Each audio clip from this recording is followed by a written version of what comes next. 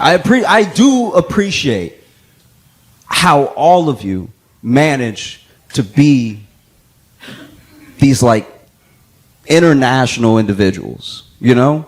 Like y'all care about things that are happening in the world, and you consume all this media that is not yours. You don't have to if you don't want to, right? Like I know that we're right there and we're very loud about it, but if you wanted to put the Sony XM4s on, you could, you know? But y'all keep up with your politics and our politics. We don't even do that. It's pretty wild. Like I'm sure y'all have seen Mitch McConnell freezing up. If you don't know who Mitch McConnell is, he is the leader of the Republican Party in the States. He's the full-time leader of the Republicans in the Senate, and he's a part-time mime.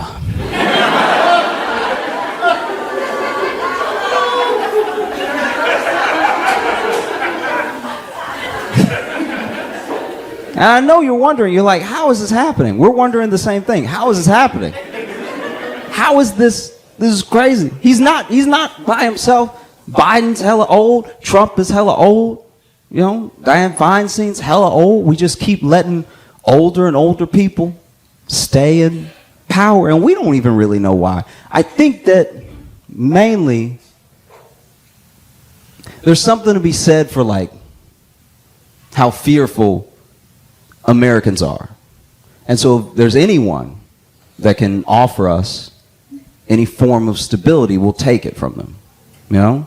And that's what you get. You get people who serve 19 terms and everything. Can't even, the fact that this man froze while they were asking if he was going to run for re-election, I think that was God answering for him. That's crazy. If you didn't see the video, basically they're like, would you be running for re-election? And then he went, huh.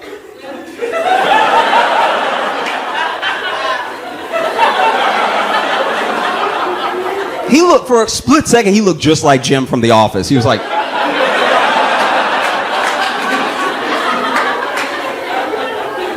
And then his aide walked up and they were like, did you hear him? It's like, hearing's not the problem, ma'am. You know?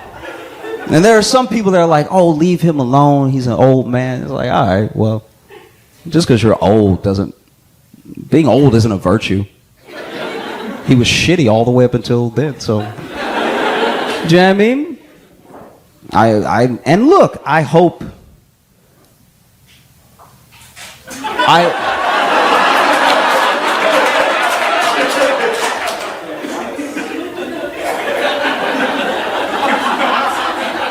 How do I word this?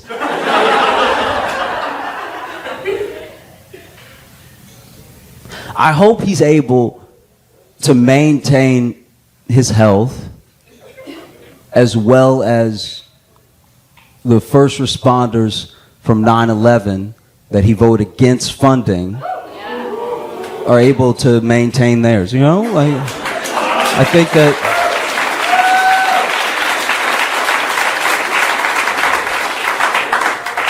it's weird. It's an odd thing. It's every time he freezes, he looks like he looks like he's seeing. It looks like he's seeing all the black people he ever tried to stop from voting. Like it's like they're just in the room with him. He's like, huh.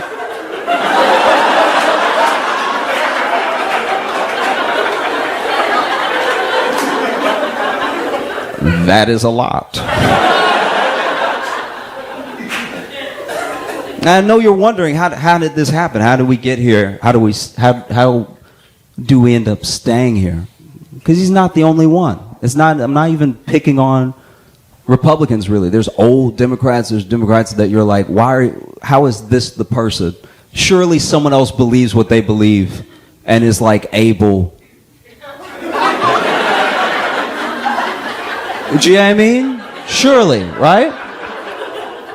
And I don't think that the U.S. is just a fearful country. I think that we have this reputation. They talk about how baseball is the great American pastime, but it's not. It isn't. the great American pastime is arguing. We love to argue so much, a lot of people want to redo the Civil War. Like, that's how much we love to argue. And it's not about the candidate. There's nothing so special about McConnell. There's nothing so special about Biden or Trump that they keep being in the position that they're in. It's that we like to argue so much that we do not pay attention until it's too late, right? It doesn't matter, Biden, Trump, whatever. Throw all that stuff out there. You could put one party's candidate as a tomato and one party's candidate as a potato, and we'll still have it out. As dumb as that is, we would still be like, well, I do like potatoes, though. You know? But we don't know. We're very unsure as a group of people, you know? You watch I'm sure it's terrifying for y'all, because y'all are so close. Like this, you as Canadians must feel how I felt when I lived next door to a drug dealer.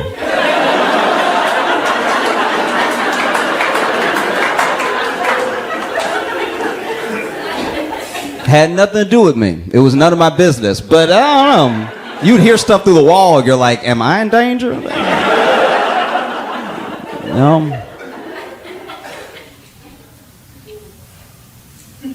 Like, you even watch from afar the shootings that we have, the school shootings that we have. And it's genuinely terrifying. It's terrifying for us, you know? And so many of them happen that there's no keeping up. Like, just within, a week of each other, there was a shooting, there was a hate crime, and then there was a shooting at a school. And you wonder, like, how is this sustainable? Is it possible for it to be sustainable? You know? You take a country that has this much crippling student loan debt, and you carpet bomb it with a bunch of school shootings. It's no wonder we don't like to read. Shit feels dangerous.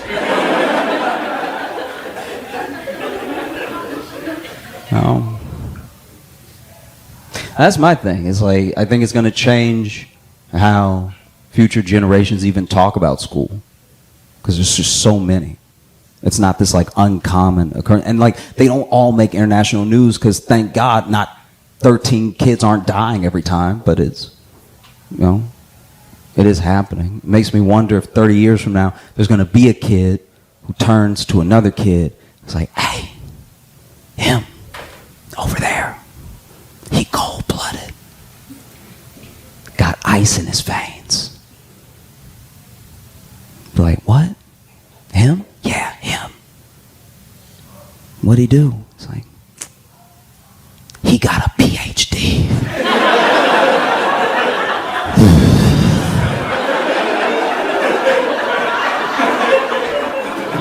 He went to school every day. He doesn't give a fuck.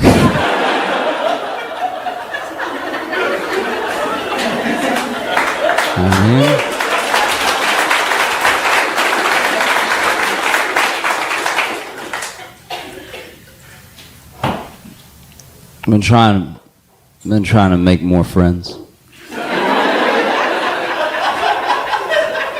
This is the thing. When you are young and have a lot of friends, you think that you're good at making friends. But there's a chance that you're not. There's a chance that these friends are just from convenience and proximity, right? Because then when you get older, when you become an adult, you see how hard it is to make friends, you know? It's hard, whether you're trying to date someone or make a friend, it's incredibly difficult to walk up to someone and make something out of thin air. Because that's what you're doing when you're building relationships. And we're not always receptive to it, you know? We think that we're good at making friends. We think we want more friends, but sometimes it's not the day. I got too much on my mind. Or don't talk to me here. Or it's impossible to know. Huh? Like if somebody rolled up to you right now like, damn, man, I like your glasses. I like your hat. What you doing later? You'd be like, get the fuck away from me. I don't know if it's drugs you taking or drugs you need to be taking, but get away from me. I've been trying to make friends. I've been trying to make friends at the gym. Because that way I'll have a spotter, so I won't gym alone. If you don't know what a spotter is a friend who lets you believe in yourself too much.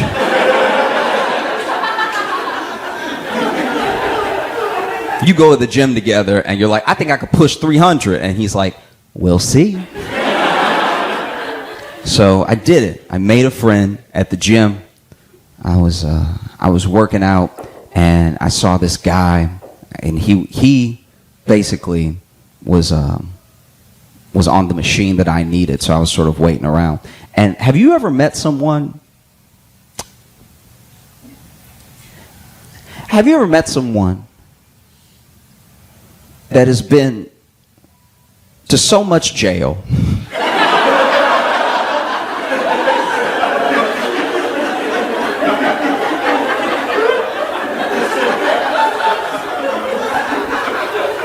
They've been to so much jail that they are from jail. Do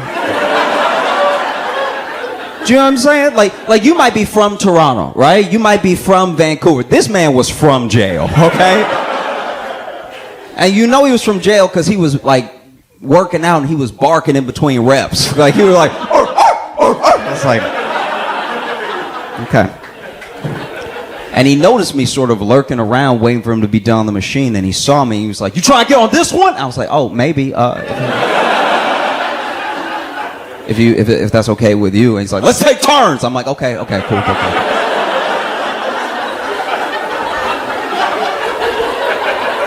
And so we did. We took turns, and I did my little like,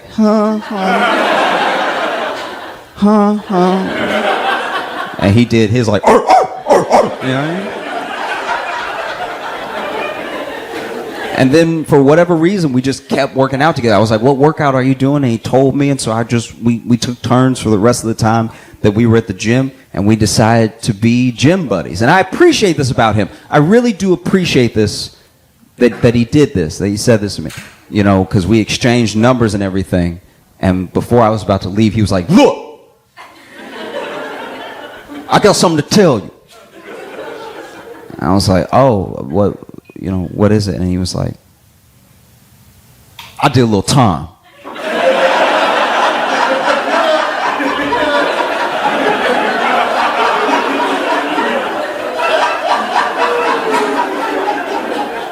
Have you ever had someone tell you something that they thought was a secret?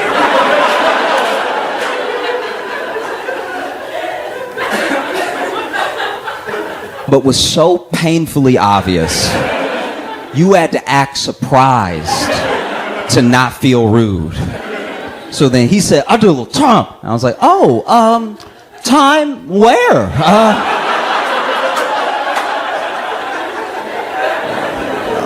Time like abroad?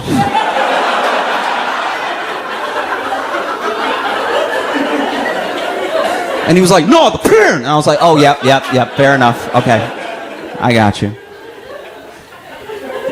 And so we decided to be workout buddies. And next time that we're supposed to meet up, I was late because I got off work late. So now I was heading there, and I'm excited to see my new friend, my new gym buddy, my new spotter. And as soon as I see him, I'm thinking he's gonna have a smile on his face too. This man is pissed, right?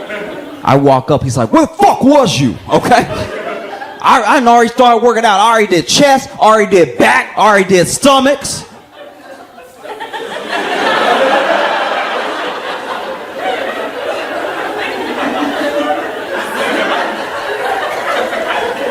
I was like, "Do you mean abs?" And he's like, "That's what I said, nigga, stomachs." I was like, "Yep, you're right. Apples and oranges." Fair enough. So, you know, we started working out, and it occurred to me that, like,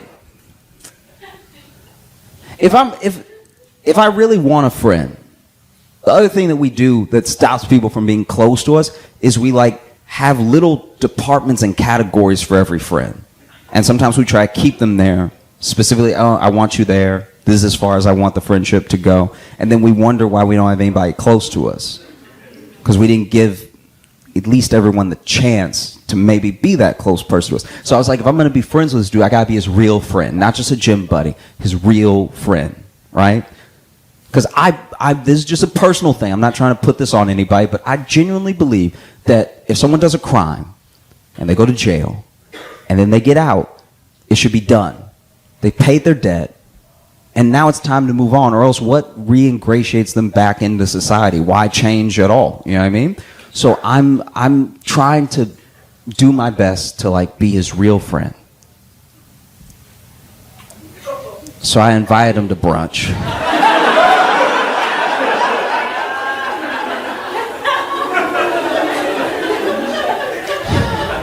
And Saturday comes, right? And he shows up to the brunch spot that I picked out, that I told him to come to, with the biggest brown bag I've ever seen in my entire... I didn't even know they made brown bags this big. It was a brown bag, might as well have been a garbage bag. This was crazy big, and it had a huge Tupperware of lasagna in it. And I was like, oh, why'd you bring that? And he's like, it's brunch, isn't it? I was like, yep.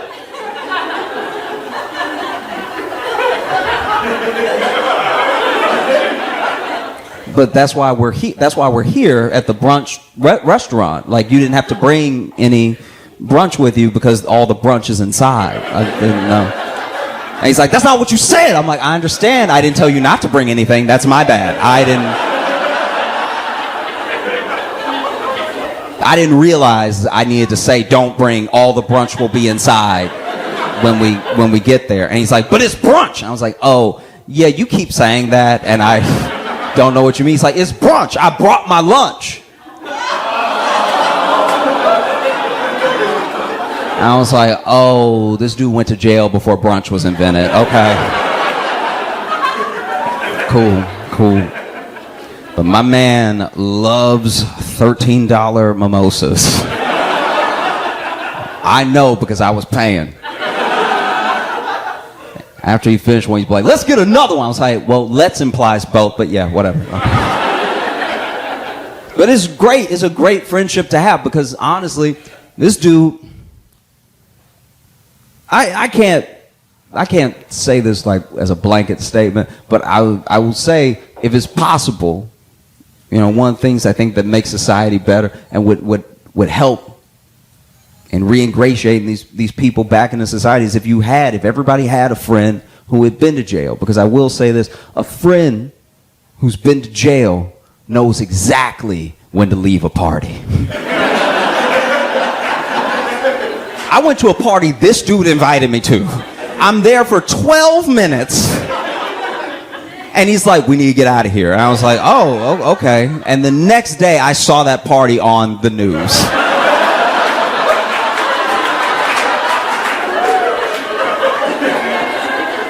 I was like, wow, he could smell it coming.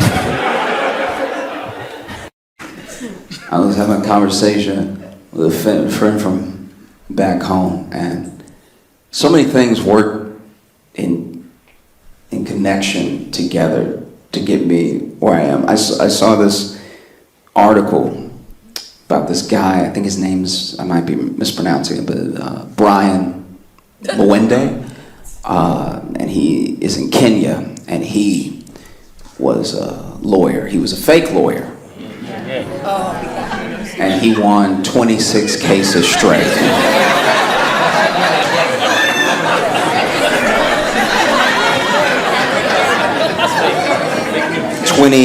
26 cases straight, one after the other. WWWW. And then they finally caught him. And now he is awaiting trial, where I pray he represents himself. That's phenomenal. 26, you got fake, and apparently it's a whole thing. I didn't know this. In Kenya, this is a whole thing. There are a bunch of fake lawyers, because he was just the first one. There's a bunch of fake lawyers that just never actually passed the bar, but they've been practicing. I guess they got a storefront or something. Like, I don't know, you just walk in and you're like, you seem like a lawyer. You know, the only way I know any lawyer has been a lawyer that I've ever worked with was the paper on the wall behind their desk. If that's fake, I have a fake lawyer. Meanwhile, in America, we have, okay. So my friend from back home that I worked with, we used to work together, and he wasn't always on the right path, right? So he used to be involved in some gang shit and everything. And he got caught up on some drug charges. But these drug charges were not things he actually did, right? So he almost went in confident. Okay, I know I have a past, I have a rap sheet, but I wasn't even there. I did not do this thing. His lawyer graduated from Cooley. If you don't know what Cooley is at least spoken of as the worst law school in America. It is where, famously, Michael Cohen went. Michael Cohen, Trump's lawyer, who went to jail. Do you know how bad of a lawyer you have to be representing somebody else and you go to jail? Do you know what I'm saying? Trump still hadn't been to jail, and his lawyers keep going to jail. The level of crime you have to do for the jail to miss you and hit whoever is standing behind you is crazy. But it was Michael Cohen's fault. He did his crime, you know, he went ahead, went to jail and everything. But Cooley apparently is not a great law school. I didn't know this, but this is something that came up whenever Michael Cohen went to prison. And it was confirmed by my friend who had this drug charge, had a lawyer representing him that went to Cooley. And the lawyer walks in, public defender, right? Walks in and doesn't say hello, doesn't ask him really anything, just goes, how much time can you do?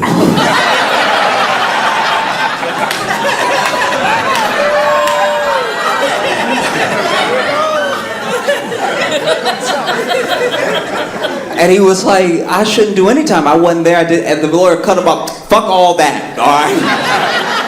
How much can you handle? Like, in your spirit, how much time can you do? I just don't want to see you broken. You know, you're a young man. We might be able to get... And he's like, have you talked to the prosecution already? He's like, no, I haven't talked to him, but I heard he good, okay? It's like, did you offer a deal or something? Ain't no deal right now, man. Just answer my question. So they end up going to trial, right? And during the trial, there's just a random day that his lawyer and the prosecution get called up by the judge, come see me in my chambers, right? Full like Law and Order.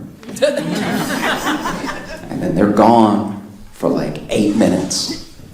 And when the door opens, he sees his lawyer, the Cooley graduate, walking out in handcuffs. He doesn't even know what this dude did, but he leaned over to him as he was getting walked out and was like, I did my best.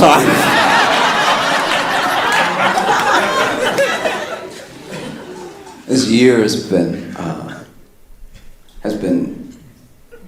really, really wild in the ways of how labor works. There have been 312 strikes this year. Different organizations, things that have nothing to do with each other. All striking, different places, right? And that tells you something. That tells you a bigger thing is happening, you know? And I think that it also tells you that you can only treat people a certain way. You can only underpay them. You can only take so much from them before they can't take it anymore. You know what I mean? Because striking comes at a cost. It comes at a heavy cost. And you should ask yourself what that means when someone is striking, which is already a cost to them, and they're doing it anyway. That means that they have so little, that they have so little left to lose, they might as well roll the dice. You know? And it's across so many different industries. Alaskan school bus drivers had a strike.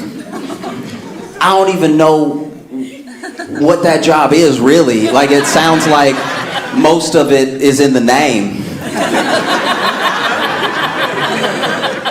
And I imagine it's like Ice Road Truckers, but with kids, you know what I mean?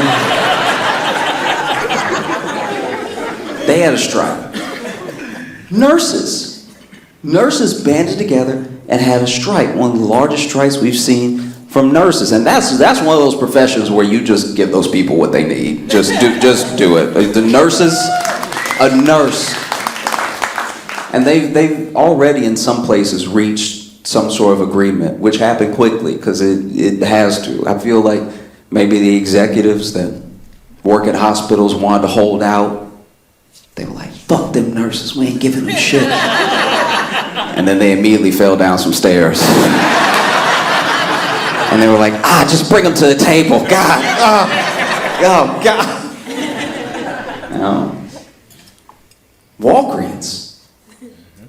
Walgreens has strike.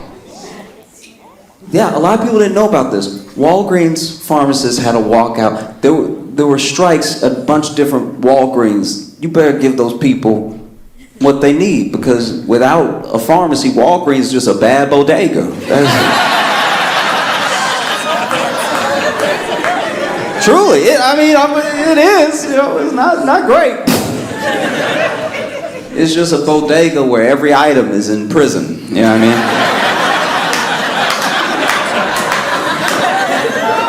That is truly devastating. I hate that so much, because then you go to a Walgreens, you go to a CVS, you got to hit the button. Now you got to wait. And who knows how long you'll wait? You know what I mean? It could be 2 minutes. It could be till the end of somebody's shift. You know what I mean? It's just, you're waiting there, and then you got a point too. That's the worst part. So now you got point, and then you got to point at which one you need. So now they know exactly what size of condom.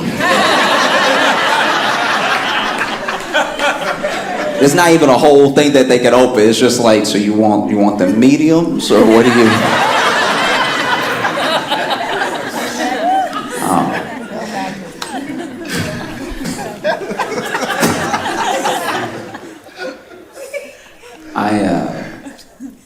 I've been thinking about this a lot.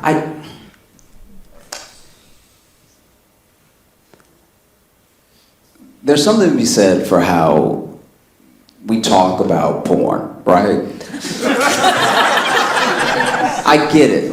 Porn gives men unrealistic expectations, but I think it gives everybody unrealistic expectations of sex. Because porn makes men think as soon as they touch you with their penis, you're gonna freak out. You know what I mean? If they just put the dick on the shoulder, you're gonna be like, that's not how life works. And porn gives women unrealistic expectations of sex, because it makes women think sex is about to be like good or whatever.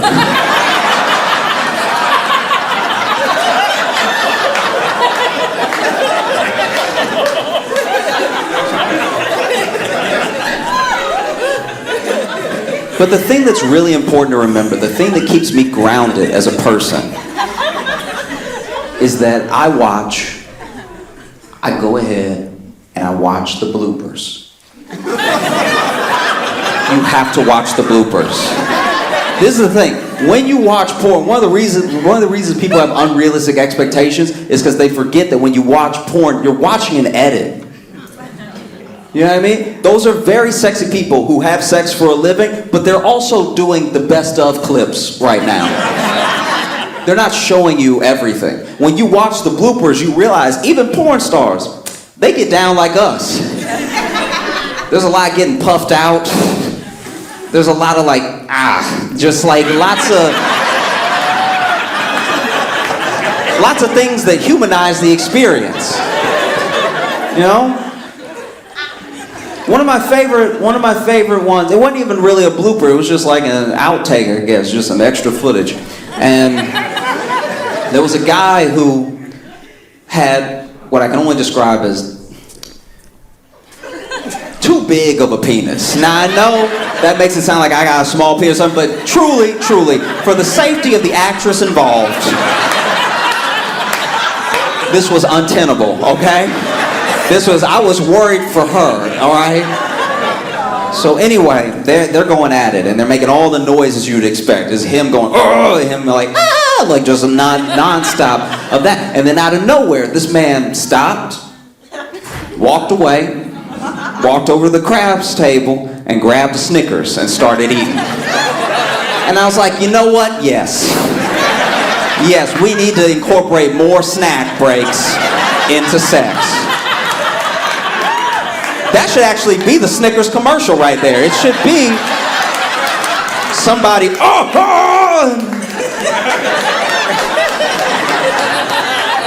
These are both good.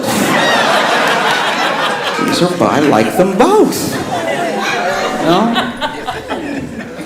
One of my favorite bloopers though was this. There was once again a guy, very well endowed, going at it, just really giving it his all, putting all of his creative energy into the scene, okay? And then he's like really like, you know, all this stuff like that, and then he clearly catches a Charlie horse. And I looked like the DiCaprio meme for a second. I was like, yeah, me too, I do that all the time. We should really stretch before we get, wow. And then my man is over there, and you can see him trying to push through it, just like.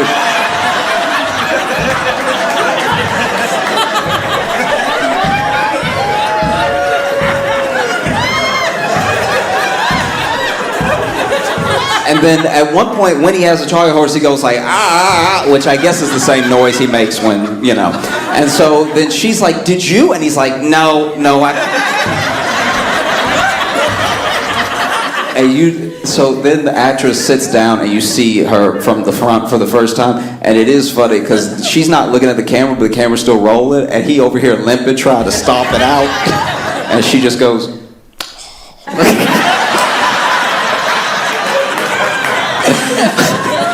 Y'all have been so great. Thank you so much. I'm Josh Johnson.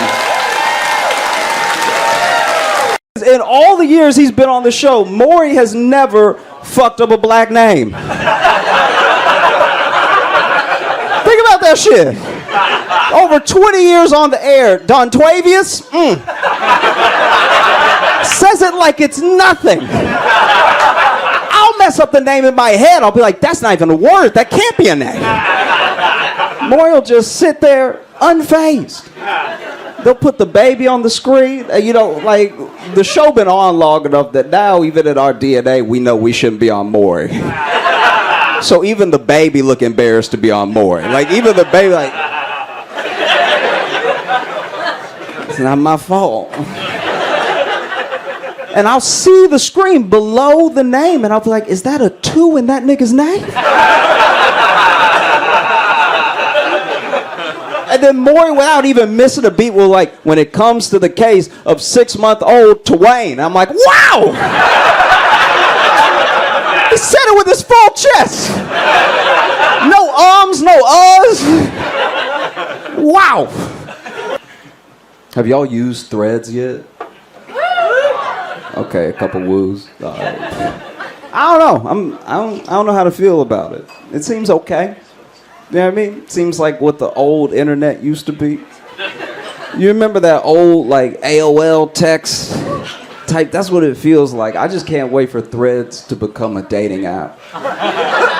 Because that's what happens. Like, men are too horny and nasty not to turn everything into a dating app eventually. Anything with DMs becomes a dating app almost instantaneously. It's crazy. Men will turn Uber Eats into a dating app. We'll be like, we'll get the pizza delivered and be, if she cute, you like, I got a whole pizza if you want to hang out for a little while. Like, dudes turned the phone into a dating app before dating apps. A lot of people don't know about it. So, in March 7th of 1876, Alexander Graham Bell was given the patent for the telephone. But they don't put it in the history books that on March 8th of 1876 was the first time somebody made a phone call and was like, what the fuck you wearing, bitch?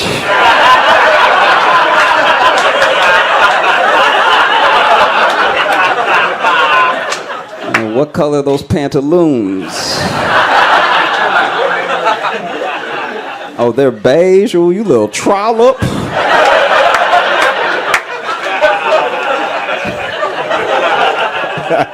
Yeah, what color? I don't know. Whenever Tupac was murdered, it really was like Black Elvis. Like, we couldn't accept it. We were like, no, he went to Cuba because they was looking for him.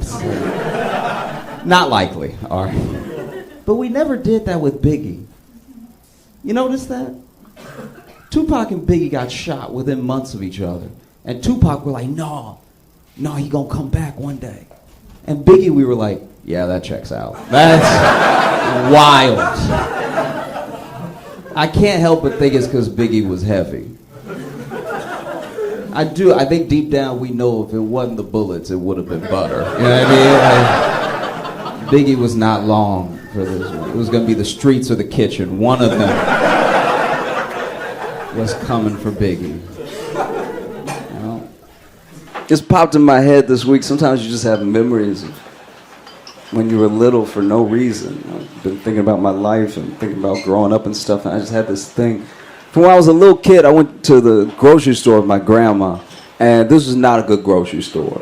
We didn't have it like that, so it was a discount grocery store, and it was pretty bad. Like, it was one of the ones where you go in and the meat is $3, but then when you ask what type of meat it is, the butcher be like, why are you asking all these questions, dog? Like, just take it or don't take it. And I don't know how to describe it, but there's a weird thing that when you're in a bad situation, but you're used to it, just feels normal, you know? And so I was hanging out with my grandma, we were walking, she was putting stuff in the cart and everything, and then we heard an argument that turned into a fight on the other aisle, right? And it's loud, and they're knocking stuff over off the shelves and stuff, and they're screaming at each other, and one of them's like, you don't get out my face, I'll shoot you. Yeah, like, nothing you want to be a part of. And I saw my grandma turning down to go down that aisle, and I'm 6 years old, but I'm like, Grandma, do we really need to? And she like, I need the bread. They not fighting me, all right? And the night before I went to the grocery store with my grandma, I was at home, and I was watching TV. And because we didn't have a ton of money growing up, cable was a luxury. And it was a luxury that my mom had to time. Because she wanted to give me what other kids had, but she just knew she couldn't really give it to me all the time. So we had to plan cable. So my mom, we would have it for 3 months, not have it for 6, you know. My mom would sit me down and be like, all right, so you gonna see the beginning of the season of Friends. But you're gonna have to find out about Ross and Rachel from word of mouth, all right? And so I remember this night was special because everyone had gone to bed without sending me to bed. So I'm 6 years old, and I'm just up late. Everybody's asleep. I got control of the remote. This is crazy. I'm about to watch whatever comes on late. This is wild. So I was flipping channels and stuff, and in my head, I'm like, if I don't keep it too loud, nobody will even notice. I can watch whatever I want. This is amazing. And when you're little, you're just excited for it to be late because you just never experienced late before. Like I was just running around like 2 a.m., 2 a.m., 2 a.m., 2 a.m., 2 a.m., right? So I remember I was flipping channels and I landed on Night of the Living Dead. And I watched Night of the Living Dead at 6 years old, which is far too young for me because I don't even know about real life yet. So I don't know if this stuff can happen or not. Side note, I found out years later, back in the day when they were making horror movies, like the early horror movies, their prosthetics weren't that good. So if you got hired to be a zombie, you were just ugly. Like, that's... There's a little history tidbit for you. Anyway, I'm watching it, and it's terrifying. This is crazy. I was like, this is a bad idea. I can see why they sent me to bed. Nothing good happens at 3 a.m. This is crazy. So I went to bed, and then, you know, next day, wake up, go with my grandma to the grocery store, and as she's about to turn the aisle, we hear like a scream and a big loud thud and then silence. And I was like, Grandma, are you sure that we want to turn this corner? Because he said I'm going to shoot anybody in my face, and if we turn the corner, we're going to be in his face. What if he misses the person he aiming at? You know, it's like, boy, come on. And so then what we would find out later, what was actually happening was there was a fight between two dudes in wheelchairs. That's why it was such a ruckus and everything was getting knocked over, because they get knocked over, they got to roll back up. Punch.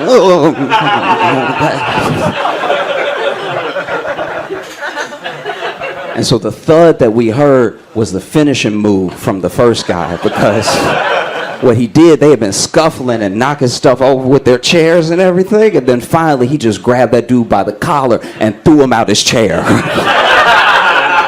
And so when we turn the corner, all we see is just a bunch of bread and rice on the ground. That dude done rolled off already. And so the only thing that I see coming at me is a dude with no legs crawling like this. So I'm like,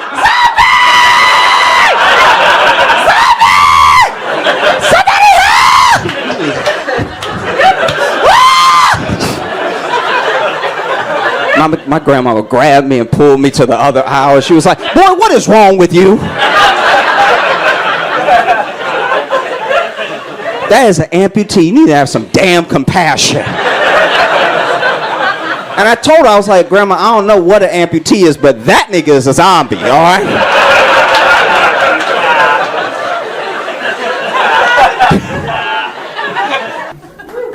I do wonder. And this is a genuine question. I'm being sincere. This isn't like, I'm not going to make fun of you or anything. Does anyone here believe in aliens?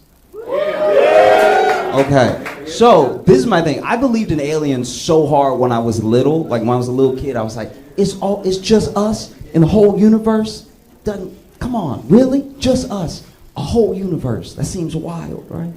And then as I get older, it's becoming harder for me to believe in aliens, because especially after everything up until 2023, it's hard to believe in aliens because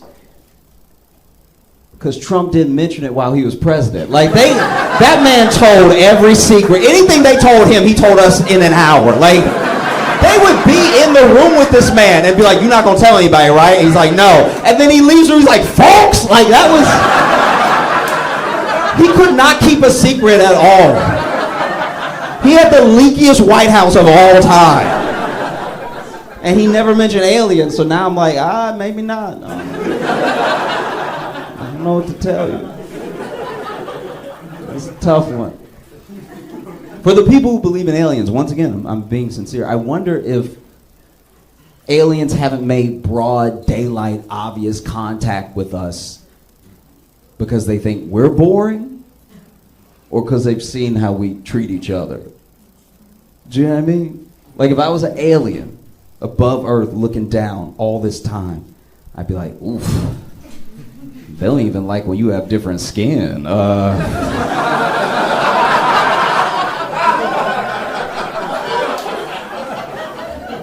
And I got 3 dicks, so they gonna kill me immediately, just out of jealousy if nothing else. God damn, might as well stay up here where it's safe. Ooh.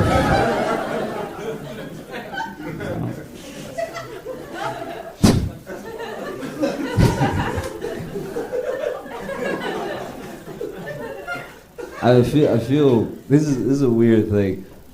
I respect that people have to be like choosy when they're dating, and sometimes you have to make choices based off, like you get a little inkling of a thing and you call it a red flag, or because you're like, I know how it's gonna go after that.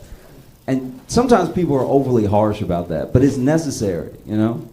Like I think about my friend, I went to a club with my buddy and he had a full like almost rom-com experience. He saw this woman across the club, truly across the club. He was like, the light was just shining on her a little extra, you know.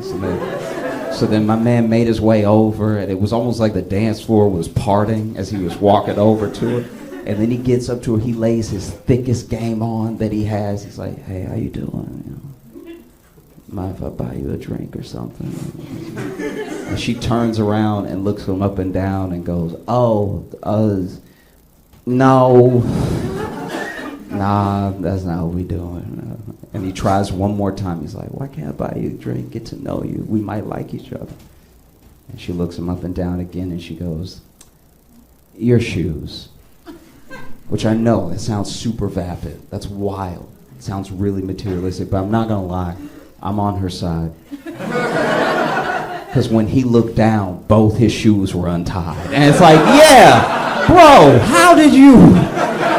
There's no better way to walk up to a woman and be like, you have to take care of me eventually, than to have both your shoes untied when you approach the conversation. How'd you even make it over without tripping? It's crazy. Dude, one shoe could happen to anybody. Both shoes hasn't happened since the 3rd grade, all right? If you approach a woman with both your shoes untied, you might as well walk up with a glass of milk in one hand and a cookie in the other. Talking about, you want to be friends? Because that's what the fuck you look like with both your shoes untied. It's insane.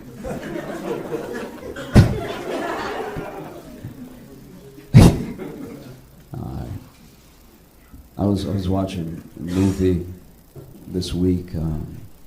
Have you heard of Downfall? Anybody? Okay. It's a German movie, and it's about the last 10, 12 days of like Hitler and the Third Reich. It was like when they were losing the war, and it's from the account of the secretary that was in the bunker of just like, you know, Hitler was freaking out and everything. And it got me to thinking, like, how do you contend with the idea that there's a higher power while watching all of the horrible stuff that happened around the world in World War II? It's like the worst atrocities against humanity happen, but also there's supposed to be this higher power that's fully in control and everything. And people talk about if they could go back in time, they'd kill baby Hitler and stuff like that. You know? I'm like, all right, yeah. But if I was God, I think I would have just given Hitler a real high voice. Ain't nobody following him then. If that dude rock up and be like, listen to me! There's something happening in the fatherland that must be stopped! I don't even think you let that dude work fast food. You'd be like, nah, that voice too annoying. He's like, listen to me about the Jews! It's like, no. I worry about family. I worry about my cousin because he an idiot. He is. My cousin is wild. So my cousin joined a cult, right? I know, which is a big deal for that cult because they don't get a lot of us. You know what I mean? Like, they were so excited to have a black friend. That was crazy. They were like,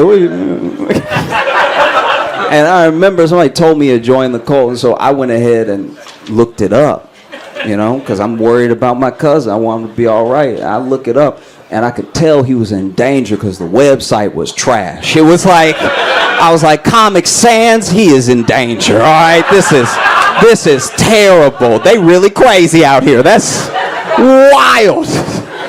Broken link, 404 not found. Oh, Lord.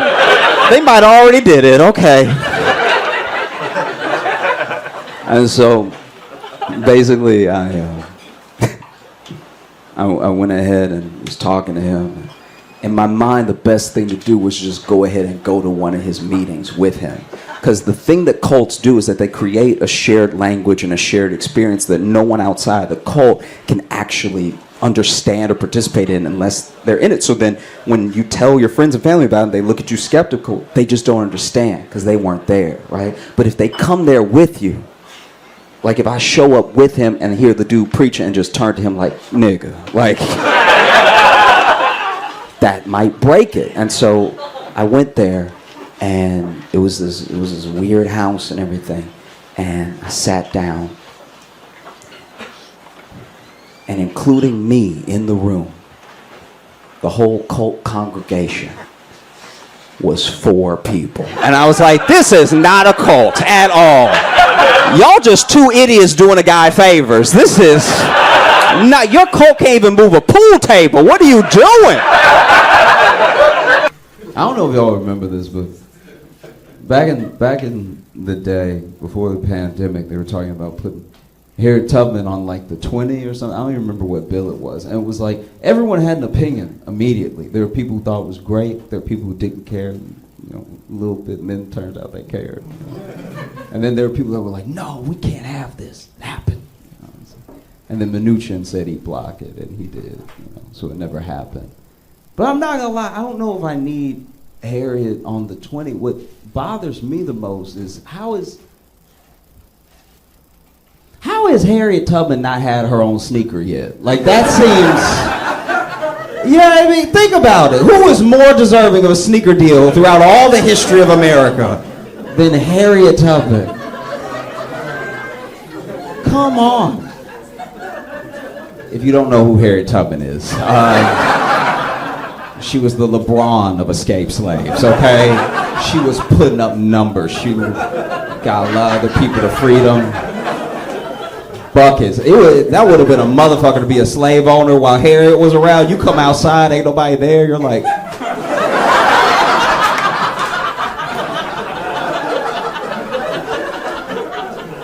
The commercial writes itself. It does. You know, I just beat the Golden State Warriors in my new Adidas Maxes. And it's like, oh, I ran to freedom. How about that? How do you beat that shoe? You don't. I love visiting my white friends because they always got new pets. They always got new pets they think are normal. Because, like, we all read fairy tales and stuff. We were little. We all watched the Jungle Book. I don't know what was happening. I was raised by black people, so I have no idea what was happening in white households. But I feel like there were extra chapters in those books because white people really out here thinking every animal is their friend. Like, that's... Dude, white communion with nature is, like, almost upsetting. It's like... And I went over to my buddy's house and something hit me in my face, like real hard. And I thought it was a garbage bag, right?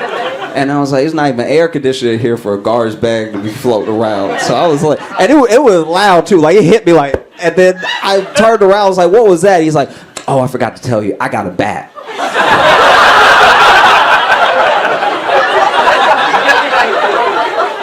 You got a what? He's like, no, I got a bat. I'm like, where, what? What the fuck? You live in a studio, you have a bat? Where's it even sleep? And he's like, Josh, it sleeps in the closet. He answered me like I was being unreasonable. He's like, Josh, it sleeps in the closet.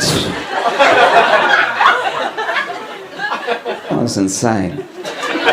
It really is. I got another buddy. He got his dog. This is the oldest dog I've ever seen in my life. This dog, 22. It's so old. You know how when dogs get old enough, their bark change? This dog bark like, bark.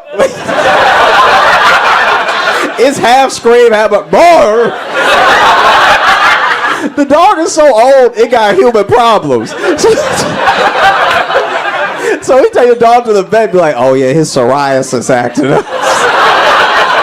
God damn. What the fuck does that happen?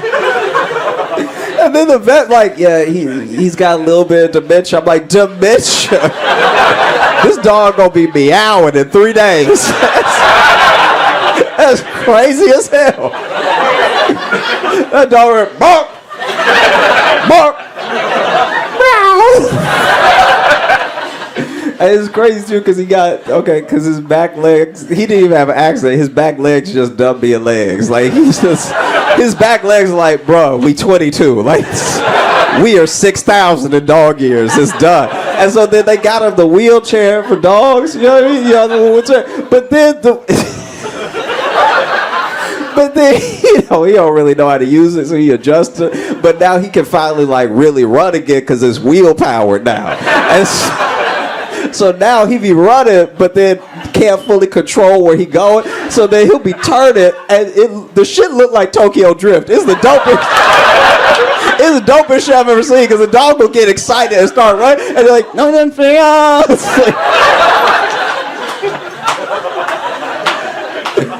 It's just crazy because like when you like, okay, this is where you won't like me anymore. At least with dogs, there's like that could be your best friend, but you can see, oh, okay, they don't have a quality of life that is not good, so I'm gonna go ahead and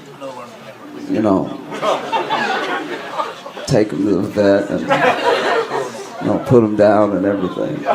And nobody wants to do that. It's a horrible thing. Like I've had to do it for a pup before, and it's very sad. But it is like, I think it should go the other way. Because you know every man in here got a boy where you like, he don't have no quality of life. Steve life in shambles, all right? Sheila left him, she not coming back. She happier now that she don't have him. So I think I gotta put my boy down. You take Steve to Disneyland and you just having a great day, you like, all right.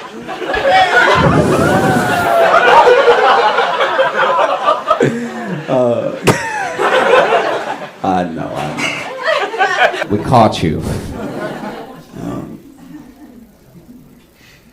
I'll be vulnerable for a second. I thought I had it all figured out, you know. I was sexting.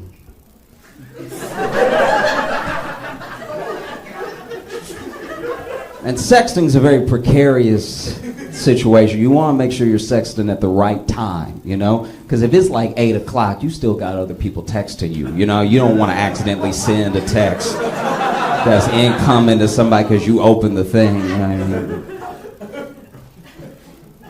And it's also like, what if you're not that skilled? Like, what if I'm not good texting with just my left hand? Now you texting typos and stuff. It's knocking the sexy right out of your sexting. You know, it's like, I'm gonna fud your bass. It's like, nobody's into it now. You know? So I had an idea. I was like, this is what I'm gonna do. And I didn't talk to anybody about it. I had never heard anybody doing this, but in my mind, it was the best thing to do. I was like, I'm just gonna speak to text.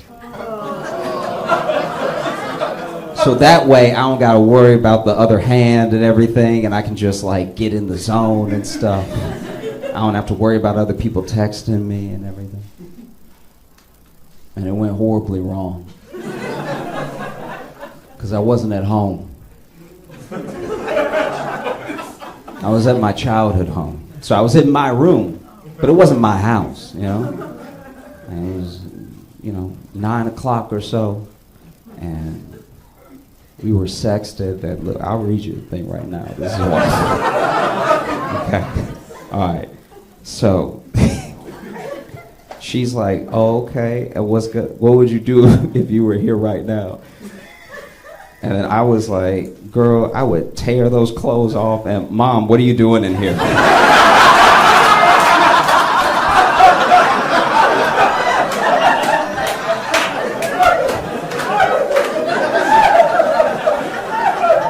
Mom, I had the door closed. You can't just open the door.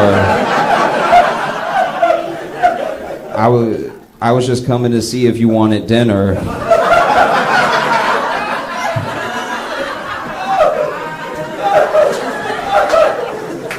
No, I'm okay. Mom, get out right now.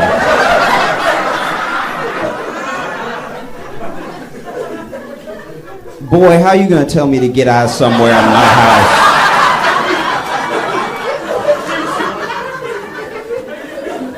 I'm sorry, Mom. Please, can you please leave and close the door?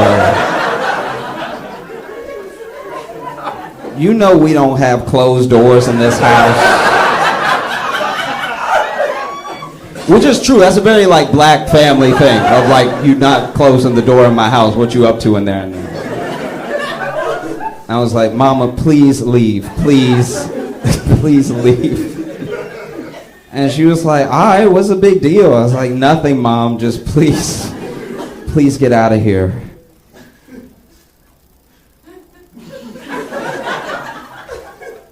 So anyway, girl, I would say... All right, thank y'all so much. Y'all have a great night.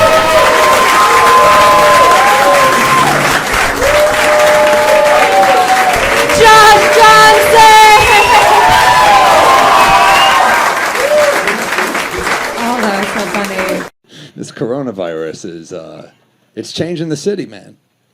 You notice? I saw a guy in Washington Square Park in a trench coat, and he was like, "Yo, I got Purell, I got zinc.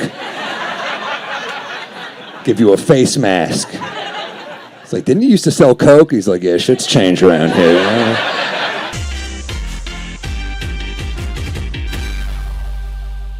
Coronavirus is in New York. Have you stocked up on your supplies? I'm gonna just keep going out. What kind of fucking lunatic are you? I'm just saying, if 2 weeks of supplies, bro. Nah. 1 gallon of water per person per day for 14 days. Okay. Pound of food per person per day. Okay. For 14 days. Really? When people are dying in the streets, a gallon of water will be $42 a fucking gallon. You better get it right now while it's $3. It's me, my girl, our son. He's 3. Mm-hmm. 3 gallons of water per day times 14 days. I don't know the math, but I know I can't carry that much water from the grocery store to my home. It's 3 times 14. Whatever 3 times 14 is, 2 and the 1. Is that 32 gallons? That doesn't feel right. It is crazy that I can't do it quickly. 14 times 3 is a tough one. 3 times 14. 14 is 28. Yeah, but then you add that other. And I watch football.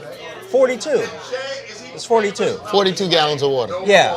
That's too much water. And this is where the health officials start getting wrong. You need 6 days worth of water. Save your urine in the tub or the toilet. Don't flush the toilet.